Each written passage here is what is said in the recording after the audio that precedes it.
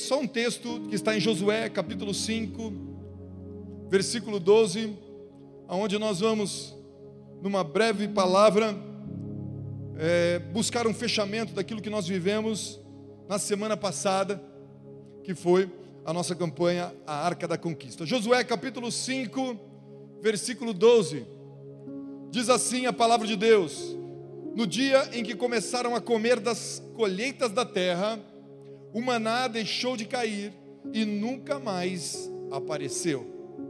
Daquele momento em diante, os israelitas passaram a se alimentar do que a terra de Canaã produzia, e todos digam amém. Amém? A palavra que Deus colocou no meu coração hoje para ministrar à amada igreja é livres do deserto. Livres do deserto. Realmente, vivendo esse momento espiritual, onde o deserto e tudo aquilo que ele significa deveria ter ficado para trás. E eu quero falar com você sobre um tema muito valioso para nós cristãos, que é uma vida livre, liberta. Talvez você chegou aqui e nem sabia que ainda estava precisando de algum tipo de libertação em alguma área da sua vida. Talvez a informação que você tem a respeito de libertação é uma informação equivocada, que o mundo te disse que livre mesmo é fazer tudo o que você quer. Livre mesmo é realizar todos os desejos aí que está no teu coração. Livre mesmo é não ter hora para nada, é não ter compromisso com ninguém. Isso é liberdade. Mas nós sabemos que, segundo as Escrituras, isso é o oposto da liberdade. Isso, na verdade, é um profundo e um dos mais complexos cativeiros que nós, seres humanos, podemos estar aprisionados. Porque liberdade realmente, de acordo com as Escrituras, é fazer o que não se quer fazer. Liberdade é fazer o que não se quer fazer. Porque se eu faço somente o que eu desejo ou o que eu quero, eu virei escravo do próprio desejo. Eu me torno escravo, e o pior, se tornar escravo das próprias vontades e dos próprios desejos, acaba se tornando o pior escravizador, porque sempre está conosco, nunca nos deixa, e nós nunca, em nenhum lugar geográfico, emocional, espiritual, sentimos livres. Porque o nosso desejo, as nossas vontades estão conosco continuamente, aonde quer que estejamos, amém? Você entende isso? Então eu gostaria que nessa noite o Senhor revelasse ao seu coração a liberdade verdadeira que Ele tem para cada um de nós aqui nesse lugar essa noite. E nós já temos visto ao longo desse ano e do ano passado, começou um grande mover de libertação espiritual em nossa igreja. Nós vimos aqueles que já estavam salvos em Jesus, que já tinham declarado o seu amor por Cristo, e também já batizado nas águas. Nós vimos essas pessoas passando por um processo profundo de libertação em diversas áreas da sua vida. Alguns deles sendo libertos até mesmo de espíritos malignos que os sujeitavam, mesmo sendo já salvos.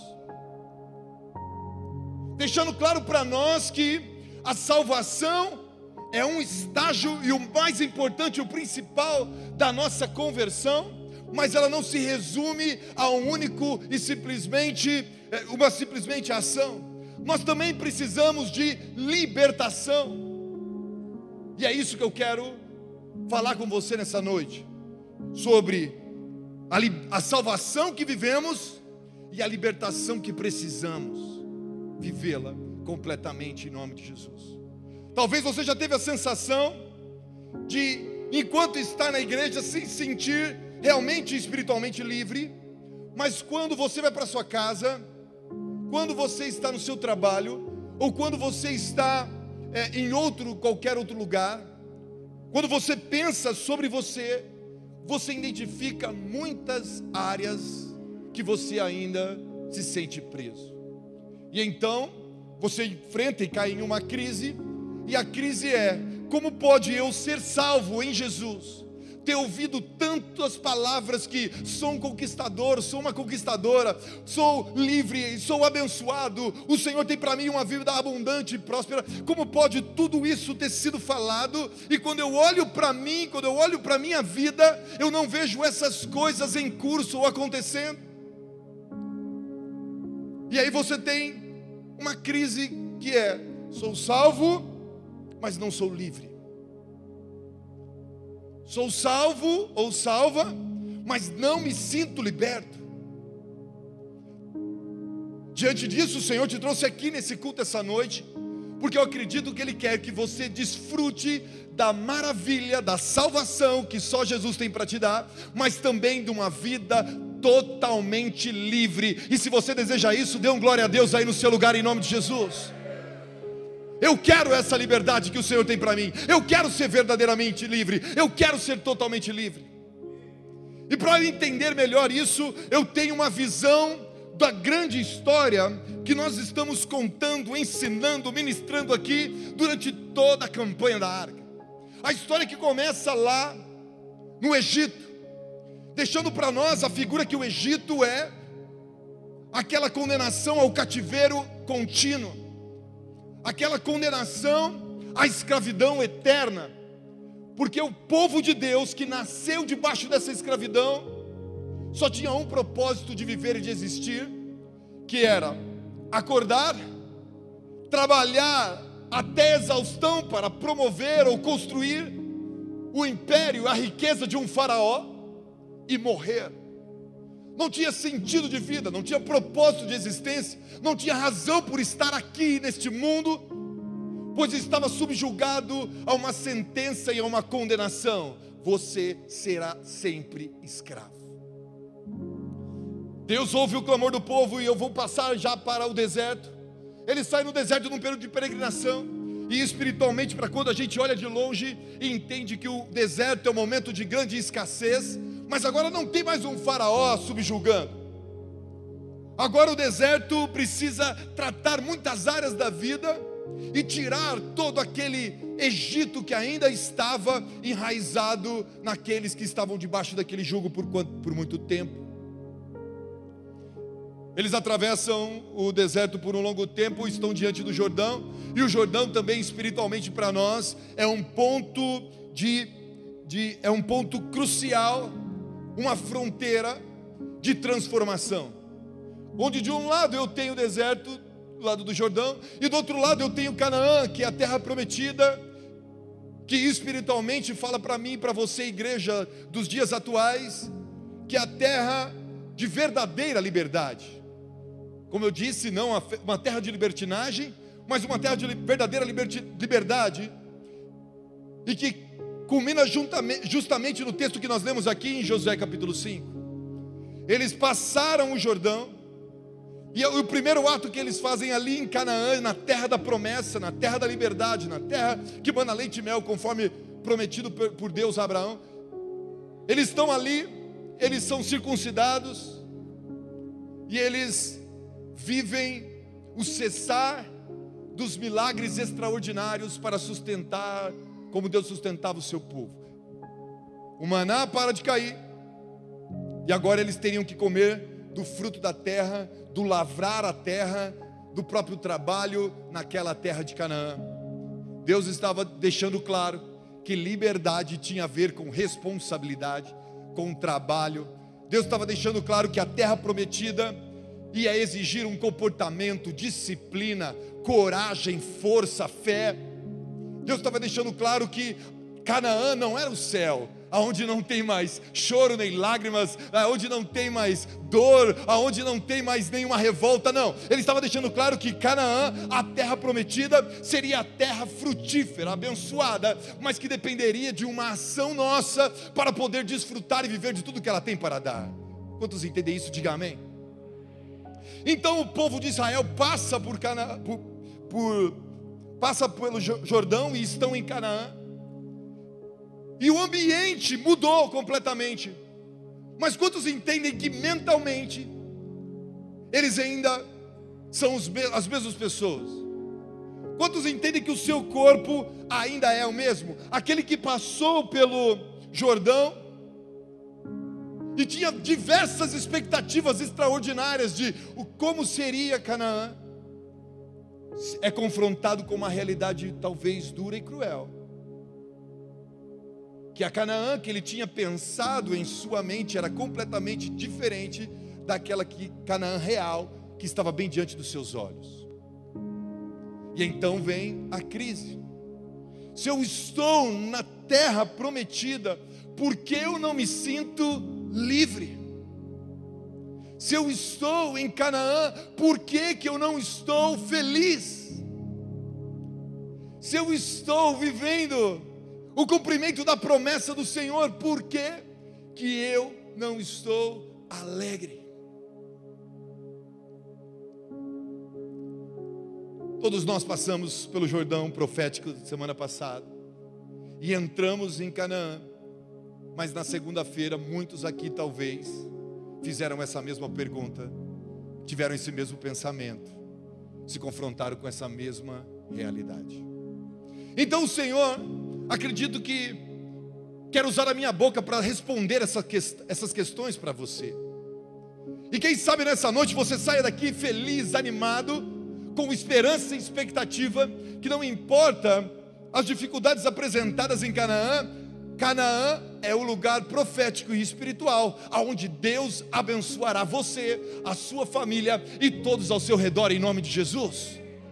Canaã será o lugar onde você vai ver o fruto do seu trabalho. Canaã vai ser o lugar onde você vai desfrutar daquilo que o Senhor fará realizar com você e através de você em Canaã. Canaã é esse lugar que o Senhor tem para a sua vida, um lugar aonde realmente mana leite e mel, mas que nós teremos que fazer o nosso papel e a nossa parte nesse lugar, porque isso é liberdade, a verdadeira liberdade. Nós vemos nas Escrituras que o problema da salvação, simbolizado ali pelo Egito, foi resolvido pelo próprio Deus. O povo de Deus não fez quase nada para ser livre do Egito. Deus praticamente fez tudo, deixando claro que a salvação vem de Deus. Ela é uma ação de graça na pessoa de Jesus Cristo. Ela não é gratuita, mas ela é de graça, é pela graça. O Senhor deixa claro que o papel de tirar-nos da escravidão é um papel que Ele tem única exclusividade e poder para fazer. E como Ele prefigura tudo isso? Naquela história maravilhosa da Páscoa que você já conhece muito bem. O Senhor fala para Moisés que o homem de cada casa deveria separar um cordeiro para a sua casa. Temos homens aqui, cadê os homens? Homens de Deus, vocês precisam de um cordeiro para a casa de vocês, vocês precisam de um cordeiro para a família de vocês. Homens de Deus, vocês têm responsabilidades de pegar, tocar e ter esse cordeiro em sua vida e levá-lo para dentro do seu lar em nome de Jesus. E o Senhor estabelece que a casa que tinha esse cordeiro, aquele homem tinha que pegar o sangue daquele cordeiro e passar no umbral de suas portas, das portas da sua casa, porque o Senhor enviaria o anjo da morte. E a casa que tivesse sangue passado, não haveria nenhum tipo de condenação, e nenhum tipo de mal cairia sobre aquele lar. Deixando uma lição poderosa que uma casa salva é aquela casa onde pai, mãe, onde marido, mulher, filhos se sujam com o sangue do cordeiro, mas não ficam sujos. Você terá que colocar a mão no sangue do cordeiro, você terá que tocar o sangue do cordeiro, e se você fizer isso pela fé, você será salvo, de acordo com a palavra de Deus, com as Escrituras, porque foi isso que João Batista viu. João Batista apontou para Jesus e diz: eis o Cordeiro de Deus que tira o pecado do mundo. Eis Eis o Cordeiro de Deus que tira o pecado do mundo. Então, quando você colocou o Cordeiro de Deus em sua casa, em sua família, você sabe, você foi salvo, salva pelo poder de Jesus, amém? Quantos aqui creem que são salvos em Jesus? Diga aleluia. Uau, nós temos aqui uma grande multidão que acredita nisso. E isso é bom, isso é poderoso, isso é verdade. O Cordeiro nos salva e Ele resolve o problema da nossa natureza pecadora e a sentença que nós tínhamos de sermos escravizados por pecados cometidos por nós, mas também por um pecado original cometido por Adão. O Cordeiro de Deus resolve esse problema, mas Ele não resolve todos os problemas com isso. Ele resolve o problema do nosso pecado, porque quando eu peco, quando você peca, nós temos um advogado fiel que intercede por nós com o Senhor, ao Senhor. E Ele nos perdoa dos nossos pecados. Quem crê nisso também, diga aleluia. Amém.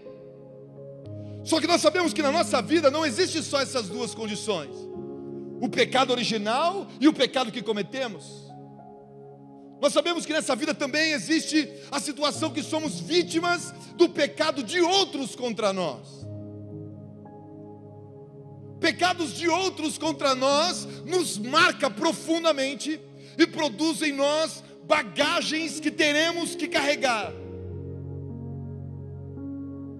O Cordeiro de Deus resolveu o seu pecado quando cometido, porque você pede perdão e é perdoado. Mas e aqueles que pecam contra você? E aqueles que te machucam, te traíram? Aqueles que de alguma forma te vitimizaram através de um abuso, seja sexual, seja financeiro, seja um abuso em confiança, seja num relacionamento. Isso o Cordeiro não resolve automaticamente com seu sangue derramado na cruz. Ele deixou claro e condicionou a uma ação onde nós precisaremos nos livrar da vitimização pela qual passamos quando outros pecaram contra nós. E é esse o papel simbólico do deserto em nossas vidas. Nós passamos pelo deserto, e o deserto é esse lugar de muita escassez. Esse deserto é o lugar de não ver e não desfrutar das obras de nossas mãos, da alegria do que temos, é o lugar daquele sentimento que sempre nos falta algo. O deserto é esse lugar de vazio, de aridez, de solidão. E o que proporciona essa condição de deserto no Novo Testamento e nos dias atuais é justamente o pecado que cometeram contra nós. Porque esse pecado, quem tem que se livrar dessa bagagem de dor, de injustiça, de sofrimento, quem tem que se livrar desse peso somos nós mesmos. No Novo Testamento, o deserto é a nossa própria mente. É onde fica armazenado, é onde fica memorizado as nossas dores, as nossas angústias, as nossas dúvidas, as nossas questões.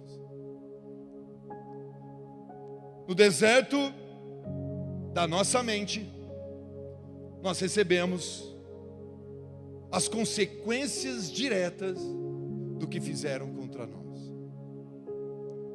Por isso, o Senhor deixou claro em João capítulo 8, versículo 36, aonde diz assim: portanto, se o Filho vos libertar, vocês serão o quê? Livres de fato. Essa liberdade daquilo que fizeram contra nós, é muito difícil para nós. Sabendo disso, o Senhor não nos deixou lutar sozinho contra isso, sabendo que nós teríamos essa responsabilidade de perdoar, de nos livrar, de liberar essa bagagem daquilo que fizeram contra nós. E quando fomos vitimados pelo pecado de outro, para isso Ele enviou sobre nós o Seu Espírito Santo. E hoje é possível vivermos livres neste lugar espiritual de Canaã, totalmente livres, porque hoje temos o Espírito de Deus atuando poderosamente em nossas vidas. Quem tem o Espírito de Deus, diga amém. O Senhor, sabendo que teríamos que lidar com isso em nossa caminhada nessa terra, envia sobre nós o Espírito Santo e passa a tornar possível uma liberdade que anteriormente era impossível de ser vivida.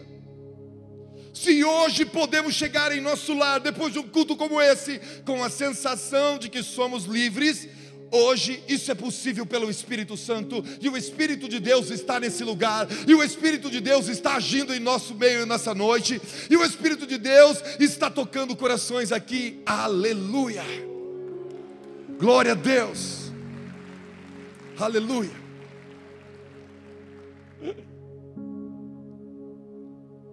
Para que não venhamos a voltar na confusão, onde fui salvo, mas não me sinto livre. E esse sentimento da ausência de liberdade é justamente essa. É justamente o sentimento pelaquilo que fizeram contra nós. E você pode me perguntar, pastor, como eu posso então viver verdadeiramente livre? Não religiosamente livre, não intelectualmente livre, não parcialmente livre. E a resposta está clara: em Jesus você será completamente livre.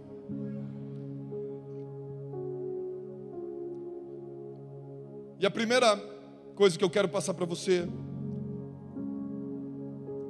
e você já deve ter entendido com clareza, é que o Espírito Santo te faz viver livres totalmente desse deserto. O deserto que está com você, aonde você estiver, porque é o deserto em sua mente, que precisa da ação dele sobre a tua vida, em nome de Jesus. Amém? Segunda coisa importante que eu quero falar com você é que somos verdadeiramente livres no nosso Senhor quando experimentamos a ação de ouvir a voz de Cristo e viver aquilo que recebemos na salvação. Alguns cristãos é difícil, para alguns cristãos é difícil o Evangelho, porque eles têm que parecer livres. Alguns têm cargos, ministérios, sim, foram salvos, mas por não serem completamente livres, eles chegam num ambiente como a igreja, e eles têm que parecer livres. Então tudo é difícil orar, é difícil adorar a Deus, é difícil ouvir uma palavra, é difícil ler as Escrituras. Se está difícil para você se relacionar com aquilo que te libertou, é que provavelmente você está vivendo em alguma área da sua vida ainda uma prisão. Esse é um sinal importante para você. Se você não tem sentido prazer nas coisas que te libertam, se você não tem sentido prazer ou alegria no Espírito de Deus, se você não tem sentido a unção, a presença de Deus em cultos como esse, provavelmente é porque você teve uma experiência com a salvação, mas ainda está em uma fase desértica em sua vida espiritual. Mas a boa notícia que o Senhor tem para você é que Ele quer mudar essa situação hoje na sua vida, e não importa a dificuldade, a escassez, a frieza, o problema do deserto, não, porque o nosso Jesus está nesse lugar para fazer com que você encontre prazer, alegria em viver na presença dEle, e aquilo que você vive na presença dEle tem a ver originalmente com quem você é, e não com quem você aparenta ser. É esmagador para uma pessoa parecer crente. A palavra é desconfortável, o estacionamento da igreja atrapalha, os outros irmãos incomodam, quando na verdade não é o estacionamento nem os outros irmãos, é que aqui o Espírito de Deus fala e traz esse desconforto natural, dizendo: você não pode se habituar com o cativeiro, com o deserto.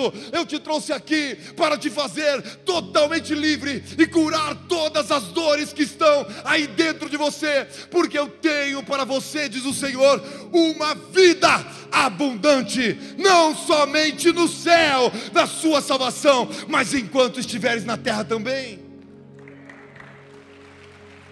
Aleluia.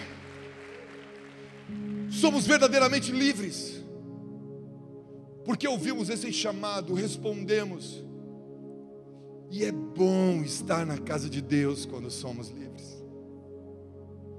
Eu lembro que eu tive catapora, e eu tenho até uma marca da catapora bem na minha testa, porque quando a catapora está sarando, ela coça muito, sim ou não? Quem já teve? E a minha mãe falava: não pode curar, não pode coçar, que senão vai ficar marca. Não pode coçar. E eu ali, arrancava todas as cataporas. Realmente ficou marcas. Mas por que eu estou falando isso? Porque é um sinal que Deus está curando a sua vida, se está desconfortável no ambiente que você está.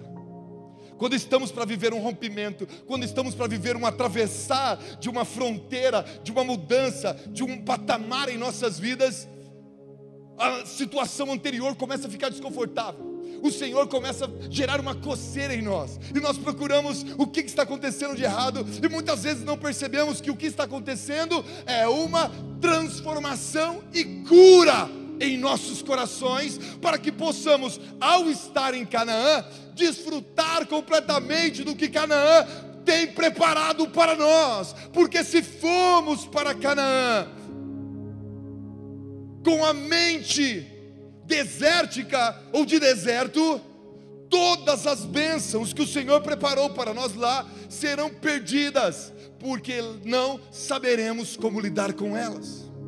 Se o Senhor te colocar em um cargo maior em sua empresa, como você pediu aqui na arca, para vencer e viver uma libertação financeira, se o Senhor te colocar em um casamento melhor, feliz, porque você pediu aqui na arca, para que o seu casamento fosse restaurado, se o Senhor te colocar a sua família na presença dEle, como você pediu aqui, para que os seus filhos venham conhecer ao Senhor, se o Senhor responder às suas orações e o seu pedido nessa arca, você pode correr um grande risco de desperdiçar tudo isso, porque continua ainda prisioneiro em seu modo de pensar.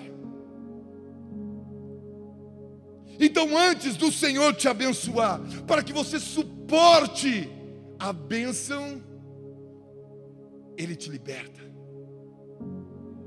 para que você aguente ser abençoado, e a sua prosperidade não te tire da casa de Deus, e os seus filhos não te tirem da nossa igreja, e o seu casamento não se torne tão maravilhoso e tão perfeito, que você chegue à conclusão que tudo está resolvido, não preciso mais de Cristo. Na verdade, eu utilizei Ele para aquilo que eu queria, e o objetivo de eu aproximar dEle era somente interesseiro.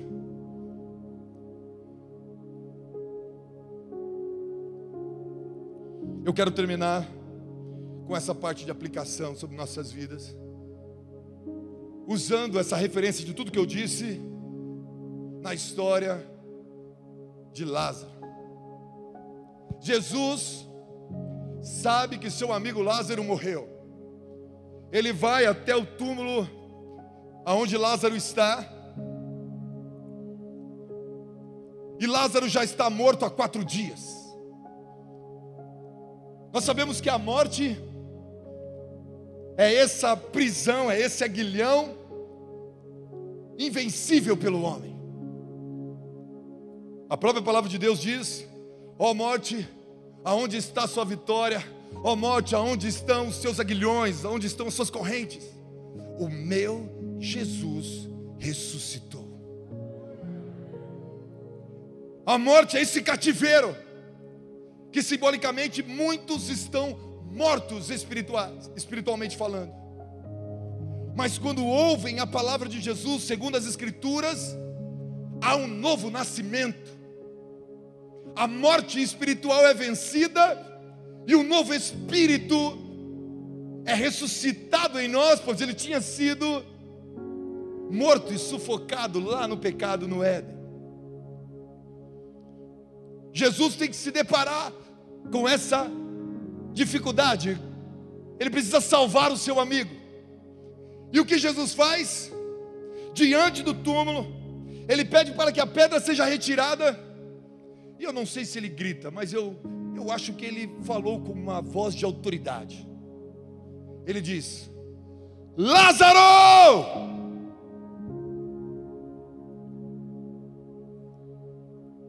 Para uma pessoa morta isso não quer dizer nada, porque você pode gritar o que for e você não verá nenhum tipo de resposta àquele cadáver. Jesus gritou Lázaro, e quando Jesus gritou Lázaro, o som chegou até ele, e milagrosamente Lázaro é salvo da morte. Provavelmente ele abre os olhos, ainda muito assustado, e aquela respiração profunda, ainda deitado no túmulo.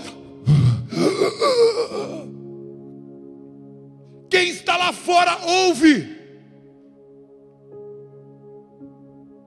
A salvação chegou. A salvação chegou. A morte foi vencida. Lázaro está fazendo um barulho dentro do túmulo ainda, mas já tem salvação sobre aquele corpo, que agora não é mais corpo, agora é um homem, agora é uma história, agora é um testemunho, agora é alguém salvo pelo poder da palavra e do chamado de Deus, na pessoa do seu Filho amado Jesus Cristo. Provavelmente em algum dia você já ouviu o teu nome enquanto você estava aprisionado pela morte, e você ouviu Cristo te chamar, como um dia eu ouvi: Renato! Quando eu vi isso, eu estremeci meu corpo todo. Em lágrimas ergui as minhas mãos e cheguei à conclusão que eu estava morto, mas ao ouvir aquela voz me chamando na minha morte, eu queria ir em direção dela, mas assim como Lázaro, ele tinha sido preparado, segundo a palavra de Deus e os ritos judaicos. Havia o embalsamar, havia o envolver o cadáver com faixas. Então Lázaro está salvo, a vida voltou para o corpo dele, mas como ele está preso, ele está amarrado, porque amarraram todo ele. Mas Jesus, sabendo que ele estava amarrado, mesmo assim diz: vem para fora. Segundo chamado que o Senhor fez. Primeiro, o chamado da vida. E o segundo, ele percebe que estamos amarrados. Ele percebe que é muita dor, é muito abuso, é muito sofrimento, são muitos os traumas, é muita bagagem, é muita dificuldade que nós passamos. Ele sabe que não conseguimos nos mover completamente, mas mesmo assim ele dá a segunda ordem: vem para fora, vem para fora, vem para fora. Do jeito que você está, você não precisa estar livre, você só tem que se esforçar, você só tem que fazer a sua parte, você só tem que desejar ser livre. Oh, eu não sei como foi feito, mas provavelmente Lázaro, ao ouvir o chamado, vem para fora, começou a se debater naquele túmulo, e com muito esforço talvez conseguiu se pôr em pé,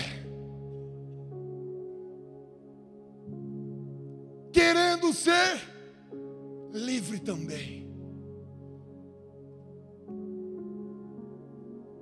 Se Lázaro tivesse sido salvo, mas ficado lá, naquele túmulo, teria propósito dele ter ressuscitado? Sim ou não? Se o povo de Israel tivesse sido livre pelo sangue do Cordeiro, mas continuasse no Egito, tinha propósito de ser salvo? Não. Se você foi salvo, mas não consegue viver uma vida completamente livre, não tem propósito, não tem porquê, e você faz com que a sua salvação seja vã, porque o melhor seria que você fosse salvo e então já morresse. Mas não, Lázaro é salvo e é chamado a um movimento, é chamado a uma ação. E quando o Senhor Jesus vê o esforço dele por tentar se libertar, mas ele não conseguia, ele ordena para os seus discípulos: desamarre-o, desamarre-o. Eu quero Lázaro livre, eu quero Lázaro livre. Desate-o, desamarre-o, desamarre-o. E hoje o Senhor está chamando você. Está na hora de você sair para fora, está na hora de você ser livre, está na hora de você viver uma liberdade que você ainda não experimentou, está na hora de você viver totalmente livre. Ouça o chamado de Jesus para você, aonde você está, aonde você ouvir a minha voz, ouça o Senhor falar o teu nome. João, Maria, José, Renato, vem para fora, porque eu tenho uma vida para você em Canaã, que vale a pena ser vivida, que vale a pena ser vivida, pois é uma vida de liberdade no Senhor. Aleluia, aleluia. O Senhor te trouxe